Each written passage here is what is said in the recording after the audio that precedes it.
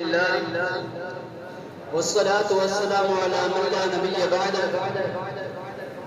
أما بعد، فأعوذ بالله من الشيطان الرجيم. بسم الله الرحمن الرحيم. لا إكراه في الدين، قد تبين الرشد من الغي. وقال النبي صلى الله عليه وسلم: لا يكره المؤمن على دينه. صدق الله العظيم.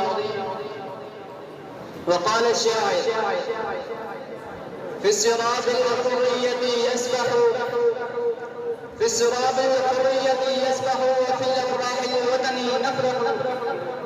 باكستان أصبحوا بيده حرا، باكستان أصبحوا بيده حرا، ونحن نعيش في نعمة كبرى.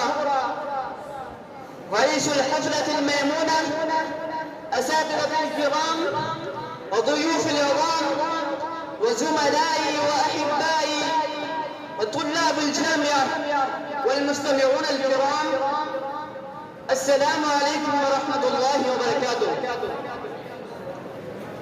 أيها الحضور الكرام، اليوم نحتفل بذكر استقلال وطننا باكستان في 14 من أغسطس. إنه يوم خاص من حيث نحتفل بحريتنا واستقلالنا.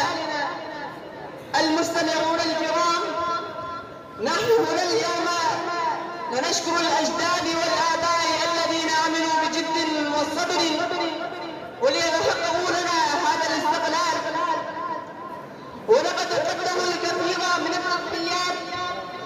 نحن نعيش في حرية بسبب جهودهم.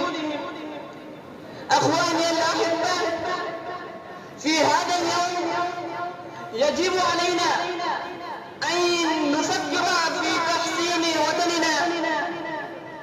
كل واحد منا يجب عليه أن يساهم في بناء بلدنا من خلال العمل الجد والإخلاص للتعلم وننمو ونساعد بعضنا البعض.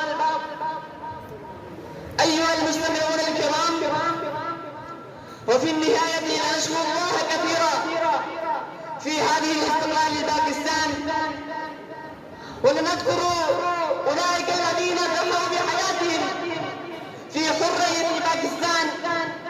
دعونا نعمل ونخلص في حرية باكستان.